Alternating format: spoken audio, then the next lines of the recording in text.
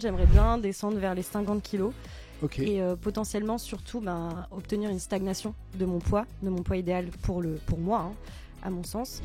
Moi, je suis un grand partisan des régimes agressifs. C'est-à-dire que j'aime la méthodologie où on perd du poids de manière très rapide sur une courte période. Pourquoi? C'est beaucoup plus motivant. Est-ce que tu as des objectifs aussi physiques? En gros, je veux perdre du poids tout en restant tonique. Ça, Ok. c'est hyper important pour moi parce que déjà, je sais que c'est ma carrure aussi. Je suis pas quelqu'un qui va être toute maigre, Ouais. toute mince. Ça, je vous le dis, c'est quelque chose de basique à faire. Je sais qu'il y a beaucoup de coachs qui disent non, mais nous on compte pas. Oui, il compte pas parce que lui il est expert, parce que ça fait longtemps qu'il fait ça et qu'à la louche il sait à peu près. Bienvenue sur la chaîne Biceps et Brocoli. Et aujourd'hui j'ai eu une idée. Ouais, j'ai des idées comme ça qui traversent la tête. Ça m'arrive très souvent.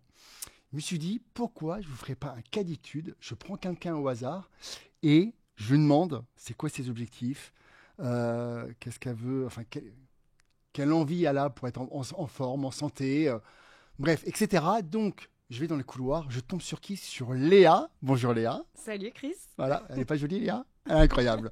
Voilà. Et je lui dis, écoute Léa, j'ai une idée. Est-ce que ça te dirait que je te coach? Tout à fait. Elle m'a dit oui, pourquoi pas. Donc voilà, donc on se retrouve là. Et restez jusqu'à la fin parce que, en fait, si jamais ça fonctionne, que ça vous plaît, voir comment ça se passe un coaching, eh bien, si vous commentez, en fait, je pourrais vous sélectionner pour que vous soyez le prochain à la place de Léa. Voilà, donc là, c'est une première. Je suis ravie d'ailleurs Voilà. de faire partie Est-ce que- de cette première. Ok, super. Est-ce que tu peux te présenter un petit peu? Bien sûr, donc moi je suis Léa, j'ai 26 ans et donc je bosse dans tout ce qui est la production de médias. Et aujourd'hui, j'ai quand même quelques objectifs de vie, donc pour améliorer donc mon physique principalement, pour m'améliorer aussi dans mes performances sportives, parce que je suis quelqu'un de très sportive. Et puis voilà, j'espère que tu vas me donner les clés pour pouvoir atteindre tous ces objectifs. Bah écoute, j'espère aussi. Tu pratiques quoi comme sport? Alors beaucoup de sport, donc moi je fais principalement de la salle de sport, donc Ok. je suis chez Honor. Donc la particularité de cette salle, c'est parce que moi j'adore la boxe, donc il y a un espace de boxe Ok. et je fais beaucoup de cardio, de la musculation, donc ça c'est 6 jours sur 7.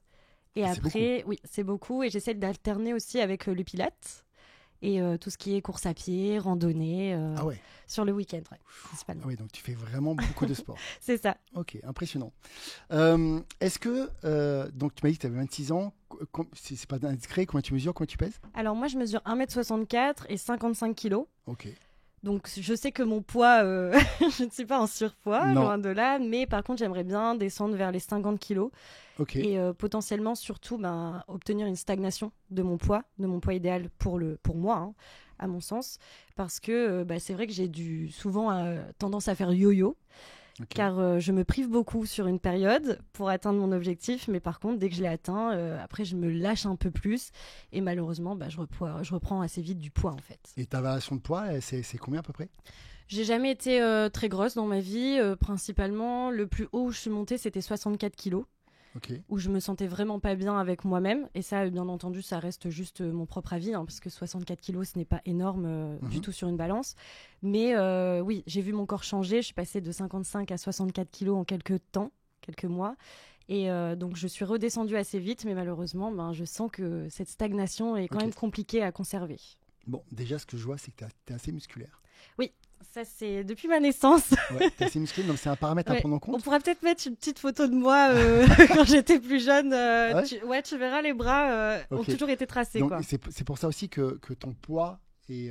Alors, je ne vais pas dire lourd, parce que vu que tu pèses pas lourd, mais c'est aussi à prendre en compte parce que je sais que ton objectif, tu m'as dit, c'était de perdre du poids. Oui. Mais bon, tu n'as pas beaucoup de poids à perdre, surtout que tu as la masse musculaire en plus. C'est ça. Tu vois. Et alors, souvent, moi, je suis un grand partisan des régimes agressifs. C'est-à-dire Ok. que j'aime, et je t'expliquerai après pourquoi. J'aime la méthodologie où on perd du poids de manière très rapide sur une courte période. Pourquoi? C'est beaucoup plus motivant. Oui. Notamment sur une personne qui est obèse, qui est en gros surpoids. Perdre du poids très lentement, il te faut des années, c'est totalement démotivant. Et en fait, on n'y arrive pas. C'est pour ça que je suis plutôt pour une perte de poids plutôt agressive, moi.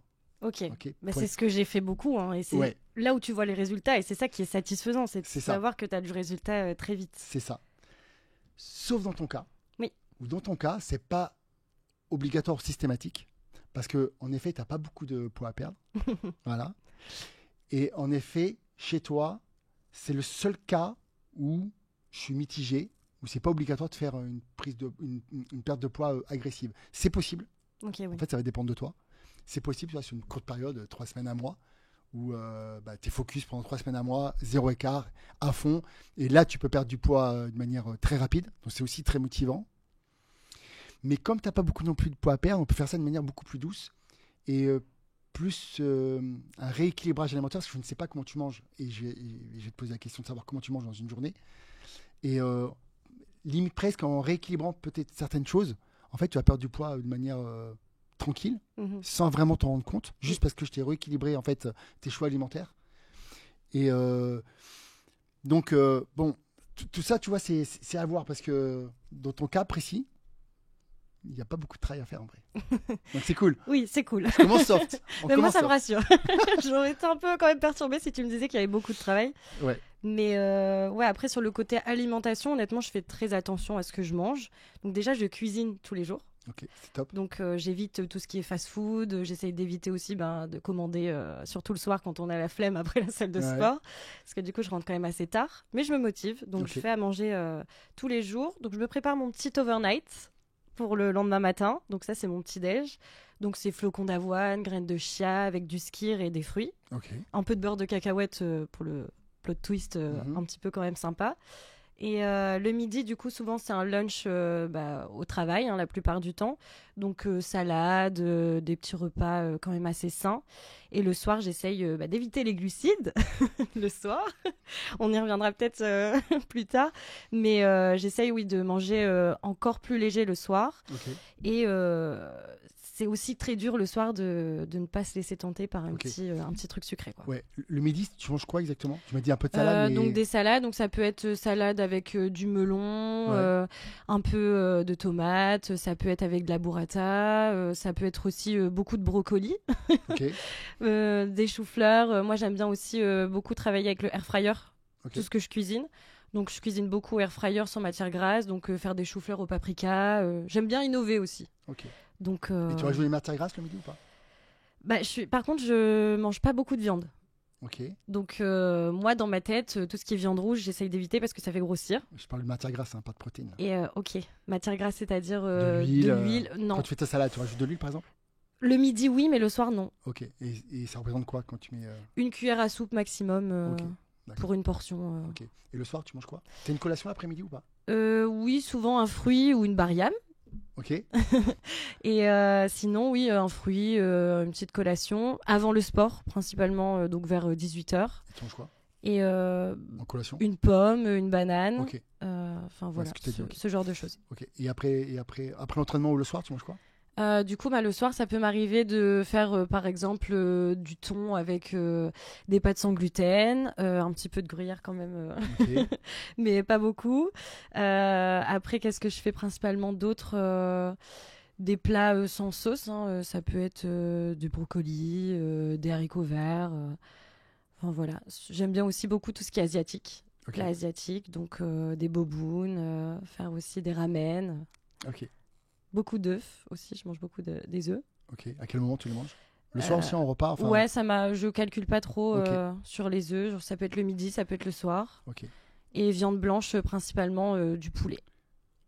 Et après, le soir, avant de te coucher, tu manges des fois du chocolat, et tout comme ça? Alors non, le truc c'est que moi je suis une grande gourmande et si j'ai chez moi, je peux vite craquer et m'enfiler une tablette de chocolat en 10 minutes. Du coup, j'achète pas. Ça c'est important. Et je me prive, je le sais, parce que c'est pas bien, parce que des fois j'ai aussi un peu envie de ce petit réconfort chez moi et je me dis je n'ai pas et je sais que si j'achète, malheureusement, je sais pas doser ma consommation. Et c'est quoi ton aliment que t'aimes le plus? Le skyr. Ah oui, c'est sain ça. Ah oui, non, mais genre ça, je peux te manger du skyr jour et nuit, quoi. Non, mais comme tu me disais, des fois, tu peux craquer, je sais pas, sur du chocolat. Si j'ai le droit de me faire un plaisir? Oui, c'est ça. Ouais, je pense que ce serait quand même plaquettes de chocolat. Ou des M&M's, un truc dans ce style. Ah ouais, carrément. Ouais. Intéressant. Là, ton objectif précis, c'est quoi? C'est perdre du poids? Est-ce que tu as des objectifs aussi physiques Au-delà de la perte de poids, est-ce que Oui. musculairement, tu as des objectifs? Oui. En gros, je veux perdre du poids tout en restant tonique. Ça, Ok. c'est hyper important pour moi parce que déjà, je sais que c'est ma carrure aussi. Je suis Mhm. pas quelqu'un qui va être toute maigre, Ouais. toute mince. Et même si j'aimerais quand même potentiellement ne pas développer trop de masse musculaire, mais du coup, quand même garder cet aspect tonique tout en maigrissant. Ok. T'as des parties de ton corps où tu veux justement pas trop muscler et t'as d'autres où tu veux Oui. peut-être plus muscler? Les bras. Les bras, c'est mon plus grand complexe. Ce sont mes Pourquoi? bras. Ils sont trop développés, je trouve. Je suis très carrée. Donc pour une femme, Ok. parfois, même dans certaines robes ou certaines tenues, c'est quand même compliqué d'avoir une D'accord. carrure avec un dos très développé. Et ce que j'aime vachement muscler le plus sur mon corps, c'est les jambes. Tout Ok. ce qui est cuisses, jambes, ça me dérange pas que ça se voit que Cuisse, fessier. c'est ça. Les Ok. fessiers également. Ok. Bon, Donc déjà, plus le bas du corps. parce qu'en plus, toi, tu m'as dit que tu fais de la boxe. Oui. Boxe, c'est quoi d'autre? Boxe, du coup, Pilates. musculation, pilates Musculation. et cardio. Ok, cardio. Là, dans ton cas, au niveau musculation, c'est sur le haut du corps, il va falloir y aller mollo. Oui. C'est-à-dire que limite, il faut même peut-être faire qu'une seule séance dans la semaine où tu travailles le haut du corps. Ok. Pourquoi? Parce que tant que tu vas bosser le haut, ça va se développer. C'est ça le D'accord. problème. En revanche, on peut beaucoup plus axer l'entraînement sur le bas du corps. Parce que là, par contre, toi, t'aimes bien. Et il faut vraiment, il va falloir vraiment axer là-dessus. Genre, par exemple, 2 entraînements sur le bas du corps, 1 entraînement pour le haut, pour la musculation. Continue à faire ton cardio, continue à faire ta boxe, ton pilates. C'est déjà beaucoup, hein, c'est déjà beaucoup de choses. Oui. Et je pense que en répartissant déjà comme ça, on limitera le développement de ton haut du corps. Parce que même en boxe, tu le développes aussi. Donc, il faut vraiment faire attention à ça. Si toi, c'est un complexe, même moi, pour moi, t'es pas hyper musclé. Hein. Oui, c'est vrai T'es qu'entre tonique. entre Non, toi et moi, il y a Non, quand mais même même une dans la différence. gente féminine, Oui. on sent que tu fais du sport, t'es tonique, t'es dynamique, mais t'es loin de ressembler à une bodybuildeuse encore. Je te rassure. Ça va. Il n'y a pas de panique là-dessus. Très bien. Donc ça, c'est la partie entraînement. Donc là, partie entraînement, là, ce qui est important, c'est au niveau de la récupération, parce que comme tu fais beaucoup d'activités, il va falloir en fait bien intercaler les jours Ok. pour récupérer. L'avantage de la boxe, c'est que ça bosse surtout le haut. Oui. Tu vois, c'est quel jour tu fais la boxe? Le mardi. Le mardi. Donc tu vois, c'est bien de caler une séance, par exemple, pour le haut du corps, un peu plus éloignée, par exemple le jeudi ou le vendredi. Ok. Comme ça laisse 1 ou 2 jours de repos. Oui. Tu vois, et comme ça, tu peux travailler le haut d'une manière décalée par rapport à la boxe, qui travaille aussi pas mal le haut.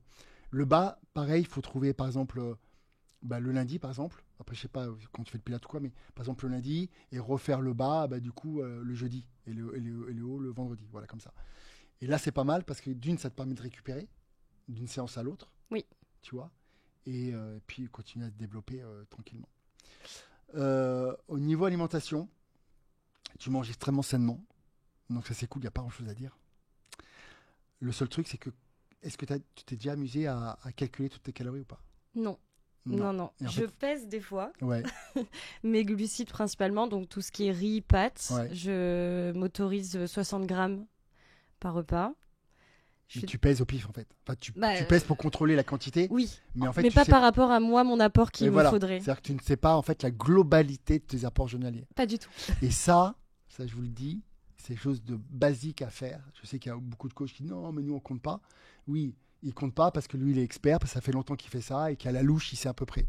Mais ce que je dis toujours, c'est tout ce qui n'est pas quantifié, calculé, c'est de l'à peu près, en fait. Et ça, c'est un vrai problème. Et quand on démarre comme ça un coaching, la première chose à faire, c'est déjà calculer combien de protéines tu consommes dans ta journée. Ouais. Parce que est-ce que tu es au-dessus, est-ce que tu es en dessous? On ne sait pas. Non. C'est au pif. Tu vois, à vue d'œil, le midi, souvent, tu manges peut-être pas assez de protéines. Tu vois, tu mets une burrata, c'est plus gras que protéiné au final. Tu vois, C'est un vrai. exemple, mais tu vois, tu pèses tes glucides le soir, mais tu pèses pas tes protéines. Donc en fait, on n'en sait rien.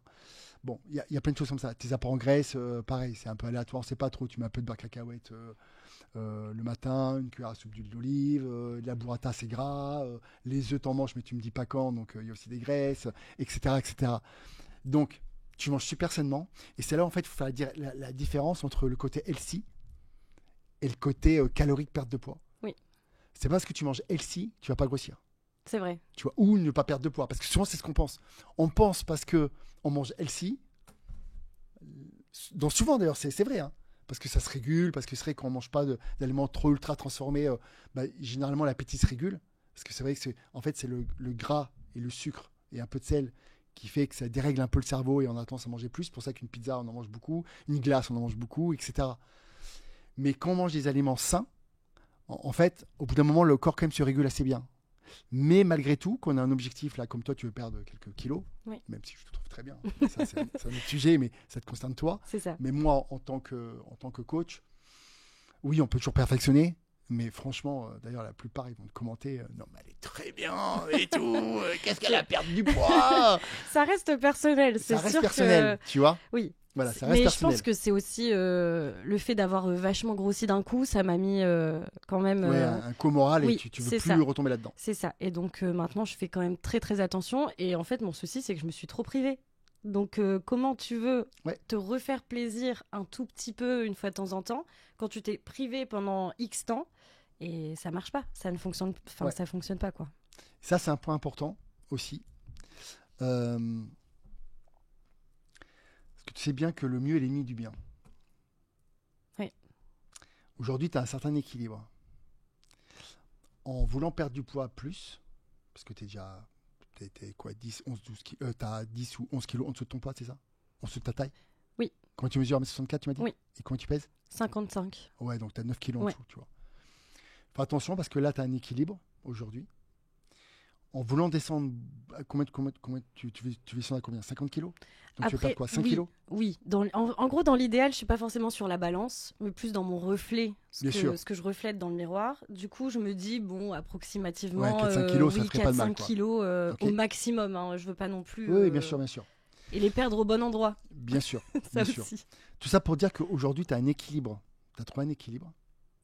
En fait, et là, en perdant, par exemple, 5 kilos, on va rentrer dans un petit déséquilibre. Et ton corps, il n'aime pas les déséquilibres. Il a un système qui s'appelle le système homéostasie. En fait, ton corps a horreur des déséquilibres. Okay. Et il fait tout avec ce système-là pour rééquilibrer à chaque fois.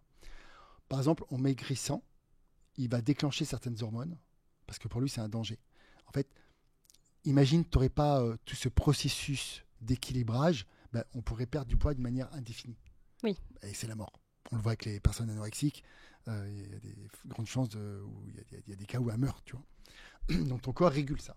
Okay. À partir du moment où tu veux le changer, ça se dérègle. Normal, il veut rééquilibrer. Surtout quand ça fait un petit moment maintenant que tu as stabilisé ton poids. Quand c'est récent, il y a moins ce problème-là, parce qu'il y a un temps quand même d'adaptation et de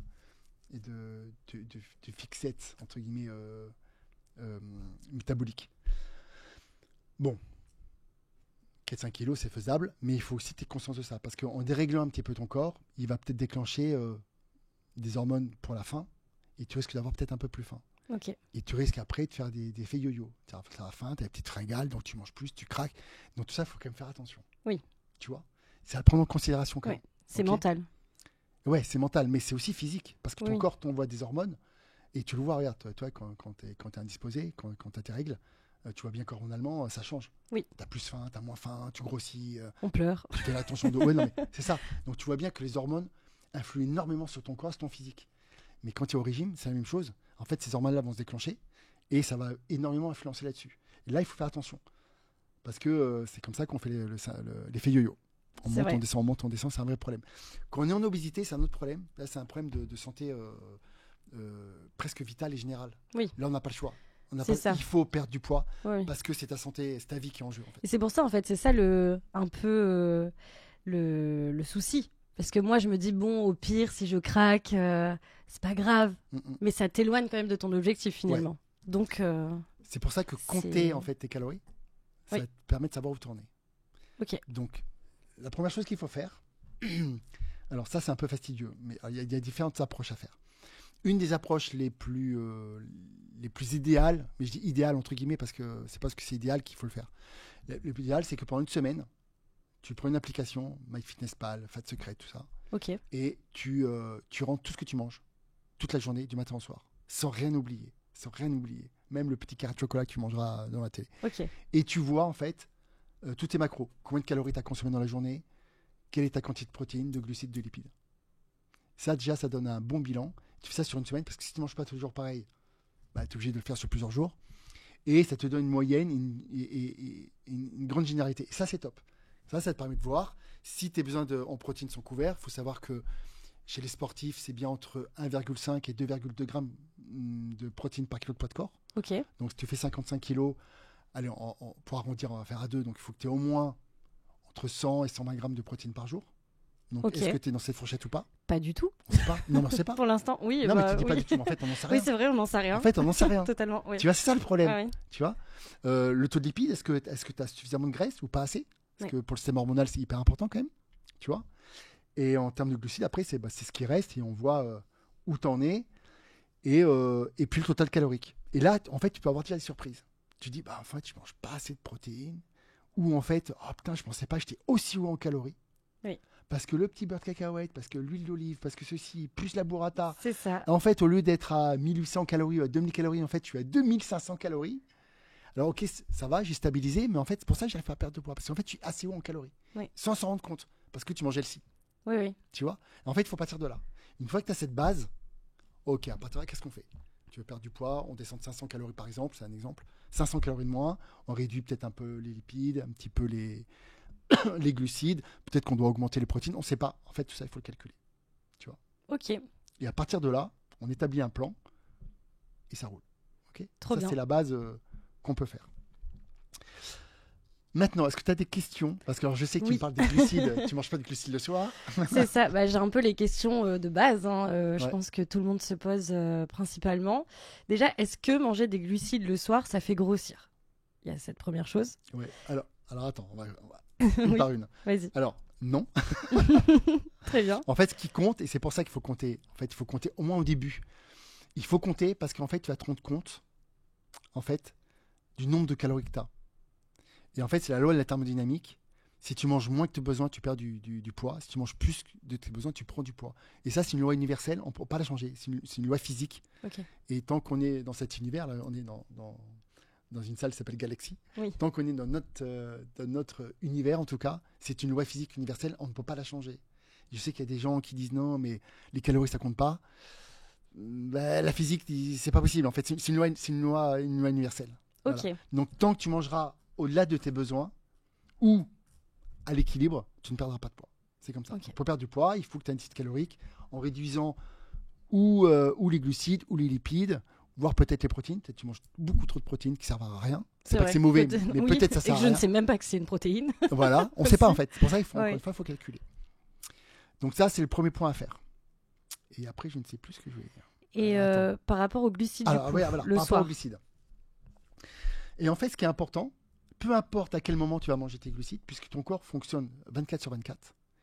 Et c'est pas parce que tu vas manger des glucides le soir et que potentiellement tu vas les stocker, mais on s'en fiche, puisque ton corps il fonctionne 24 sur 24.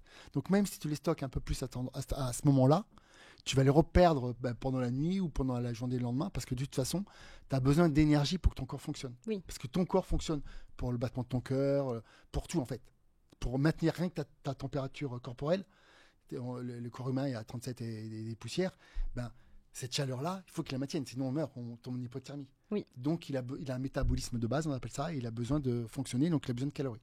Ok. Ok. Ouais, Donc ouais. peu importe à quel moment tu manges tes glucides, on s'en fiche en fait. Ça marche pas comme ça. Ok. Très clair. Tu vois, pareil pour le cardio à jeun. Tu sais, souvent tu dis ouais, il faut absolument faire du cardio à jeun parce que à jeun, quand tu fais du cardio, tu perds plus de gras. C'est vrai, mais on s'en fiche. Ok. Tu sais pourquoi? Non. Parce que ok, tu vas perdre peut-être tu vas oxyder un peu plus les graisses à ce moment-là. Mais ce qui compte en fait, c'est ton total calorique au final. Oui. Parce que si tu remanges tes calories, même si tu as oxydé un peu plus tes graisses, tu vas continuer à manger. C'est vrai. Donc en fait, tu reprends, tu te fais restocker parce que tu as remangé. Donc en fait, on s'en fiche un peu. Ok. Ce qui compte, c'est la globalité des calories que tu vas perdre dans ta journée. C'est ça qui compte. Peu importe, tu as perdu un peu plus de graisse là ou tu en perds un peu plus là. En fait, on s'en fout. C'est une globalité en fait qu'il faut voir. Très bien. Tu vois. Ça m'amène à une autre question du coup. Vas-y. Le jeûne intermittent. Oui. Parce que ça, j'en ai fait beaucoup aussi pour essayer de perdre du poids. Donc, je me limitais entre le soir vers aller au maximum 19h, 19h30 jusqu'au lendemain 13h. Ok. Est-ce que ça aide? Et du coup, avec une séance potentielle de sport à jeun le matin, est-ce que ça aide vraiment à perdre du poids le jeûne intermittent? Alors, c'est une excellente question. Alors, le jeûne intermittent, je réexplique, en fait, il faut manger dans une fourchette de 8 heures. C'est-à-dire que pendant les 16 heures qui restent, en fait, on ne mange pas. Il y a une forme de jeûne. C'est ça. Alors, il y a différents types. Hein. Ça, c'est la plus populaire. Tu as aussi la Warrior Diet. C'est un seul repas par jour. Ah ouais. Voilà. Il y en a qui ils jeûnent toute la journée, ils font qu'un repas. C'est presque un ramadan. Quoi. Oui. Presque, c'est pas trop pour moi, là. Voilà. Mais en fait, ça dépend. En fait, ça dépend des personnes. Il y a des gens qui aiment beaucoup manger. Et ben pour eux, c'est génial parce qu'en fait, ils ont un énorme repas. Et en fait, ils se sentent complètement rassasiés et pleins. Oui. Tu vois, alors bien sûr, il faut tenir le reste du temps. Mais pour certaines personnes, c'est un idéal de pouvoir manger. Ils n'aiment pas manger des petites quantités, tu vois. Eux, ils aiment un gros festin, ils mangent. Oui. Et peut-être qu'ils vont manger 2000 calories d'un coup. Et du coup, pour eux, ils se sentent rassasiés comme ça. Ok. Idem, quand tu fais un jeûne intermittent, souvent, tu fais 2 ou 3 repas. Des fois, ça fait 2 plus gros repas au final. Oui. Que, par exemple, 4 ou 5 petits repas. Donc, ça, c'est un choix personnel. Maintenant, est-ce que le jeûne intermittent est supérieur à un autre régime à calories égales? C'est exactement pareil. Ok. Loi de la thermodynamique, en fait, s'applique. Oui. Alors, on pourrait penser, oui, mais tu comprends, pendant le jeûne, tu sécrètes beaucoup plus d'hormones de croissance, etc., etc. En fait, c'est tellement infime que ça ne joue pas. D'accord, en fait, ok. Oui, tu sécrètes un peu plus d'hormones de croissance, mais en fait, c'est des micros. Et en fait, ça n'a pas d'influence. On ne s'en rend pas compte. Donc, c'est un outil qui peut être très efficace chez certaines personnes. Donc, je le prends comme un outil, une arme supplémentaire qu'on peut mettre ou pas. Ok. Est-ce que c'est supérieur? Non. Mais ça peut aider. Si toi, ça te permet d'avoir une meilleure adhérence à ton régime, c'est-à-dire que tu tiens ton régime, c'est génial. Parce que la clé, elle est là. Mon but, moi, c'est que si demain, je te fais un régime le plus parfait, mais que tu ne le suis pas, il ne sert à rien, mon régime. C'est sûr. Si au bout d'une semaine, tu me dis, Chris, c'est super, hein, mais moi, j'arrête, je ne tiens pas, il ne vaut rien, mon régime. Bah oui, et pas de résultat. Bah non, donc, il n'y a aucun intérêt. Tu vas lâcher, donc il n'y a aucun intérêt. C'est vrai. Donc, en fait, moi, ce qui va m'intéresser quand je vais te faire un plan pour toi, c'est déjà, je vais prendre en compte que toi, tu aimes le chocolat. Donc, peut-être que le soir, je te filerai un peu de chocolat. Ok, trop parce bien. que mon but, en fait, c'est que tu aies une vraie adhérence au régime. Oui. Tu vois, c'est ça qui va m'intéresser. Donc, je veux que le régime, tu le tiennes longtemps. Donc, je vais prendre en considération les choses que tu aimes, les choses que tu n'aimes pas, ton emploi du temps. Est-ce que tu dors bien déjà? Je dors pas énormément. C'est-à-dire tu sais à peu près combien d'heures? 4-5 heures. Ah oui, c'est comment ça se fait? Je suis très active dans ma vie et du coup, comme tu te couches tard, tu te lèves tôt? Oui, c'est ça. En gros, j'essaye de profiter un maximum comme je rentre de la salle de sport vers 20h30, 21h, le temps de se faire à manger, etc. Je me pose, il est 23h. Donc j'essaye de prendre aussi un peu de temps pour moi, en dehors de mon travail et de toutes mes activités. Et après, le lendemain matin, il faut se réveiller pour aller au travail. Donc, Ok. Bon, là, c'est pas bon. Oui. C'est trop peu. J'essaye de faire des efforts. Hein. Bon, l'idéal, c'est entre 7h et 9h. Je te rassure, moi, j'ai du mal à dormir. Ok. J'ai du mal à dormir plus de 6 heures. Mais j'essaye quand même d'être vraiment de cette fourchette, de se rapprocher le plus des 7 heures. Oui. Voilà, il faut vraiment que ce soit un objectif pour toi. Parce que 7 heures, c'est faisable. C'est littéralement faisable. 7 heures, c'est faisable. Mais c'est vraiment le minimum qu'on devrait tous avoir. Oui. 7 heures, c'est bien. Ok. En dessous, c'est vraiment pas bon pour la santé. Alors ça va, t'es jeune, mais même sur le long terme, vieillissement de la peau, sur plein de choses, c'est pas bon. Ouais, je sais. Tu vois, donc fais attention. Et puis même une santé générale, il y a plein de choses qui se régénèrent. Ton cerveau se régénère. Ouais. Et on devient beaucoup moins performant cérébralement aussi quand on dort peu. Et est-ce que le sommeil, ça joue aussi sur la perte de poids? Parce qu'on dit souvent ça joue un peu. Que ça aide à perdre du poids quand tu dors bien. Ça joue un peu. Mais à prendre toujours avec des pincettes. Oui, ça aide. Maintenant, si tu es en déficit calorique, que tu dormes peu, tu vas perdre. Oui. Peut-être tu vas perdre d'une manière un peu moins efficace. Et là, on a des études là-dessus. On a vu des groupes de personnes où on réduisait le sommeil de moitié. Ok. Et dès le deuxième jour, en fait, il y avait une perte de graisse divisée par 2. Wow. Donc on perd, mais on perd de plus en plus mal. Ok. Donc attention, c'est vrai que le sommeil est vraiment important. C'est réparateur, oui. Réparateur pour plein de choses. Et puis pour ta santé en général, ça fait partie des choses essentielles. Et il y a des gens qui deviennent fous. Même pendant la guerre, il y a eu des expériences où ils empêchaient les gens de dormir. C'est la démence. Oui. C'est vraiment. Le corps a besoin de dormir. Vraiment, c'est vital. Okay. Vital. Donc, je vais changer. Essaye 7 heures, c'est bien. Oui, okay. Je vais m'y tenir. Voilà. Est-ce que tu as d'autres questions? Une dernière question, peut-être plus sur l'aspect entraînement. Ouais. Parce qu'on a beaucoup parlé de la nutrition, mais comme je fais beaucoup de sport, le truc c'est que moi je t'ai dit je veux rester tonique, mais je veux pas prendre en masse. Et je fais beaucoup quand même de musculation où je soulève quand même haut du corps et bas du corps jusqu'à 60 kilos en moyenne. sur mes exercices et j'ai l'impression que ça me fait plus gonfler Mhm. que mincir. Mhm. Donc est-ce que pour moi l'enjeu est plus de mettre des petites charges lors de mes entraînements pour me permettre en fait d'affiner mon corps, ou est-ce que ça a aucun rapport et que ça ne joue pas forcément sur C'est mon une problème? excellente question. Alors, attends, je réfléchis par quoi je commence. Pour qu'il y ait une hypertrophie optimale, en fait, il faut que quand tu forces, tu ailles proche de l'échec. Ok.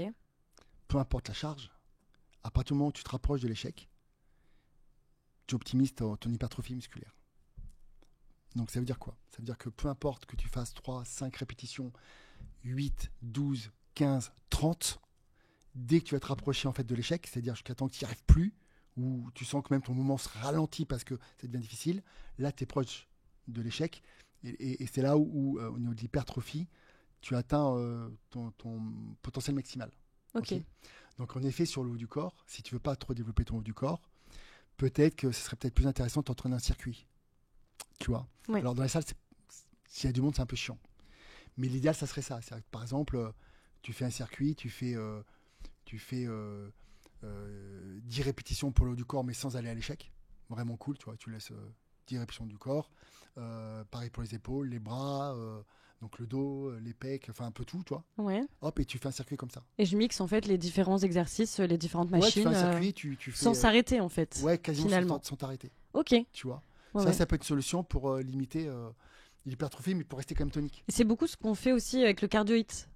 Ouais. Ça, des circuits Exactement. Voilà. avec différents exercices. Ouais. Et c'est le meilleur moyen finalement pour pas trop t'hypertrophier. Ouais. Tu Ok. vois. Trop bien. Surtout si tu le fais une fois dans la semaine. Voilà. Et tu cherches, et tu prends pas beaucoup de temps de repos aussi. Oui, c'est ça. Tu vois. Tu essayes d'enchaîner sans trop de Que temps ce de soit repos. plus cardio. Ouais, exactement. Cardio-muscu, mais pour le haut du corps. Ouais. Tu vois.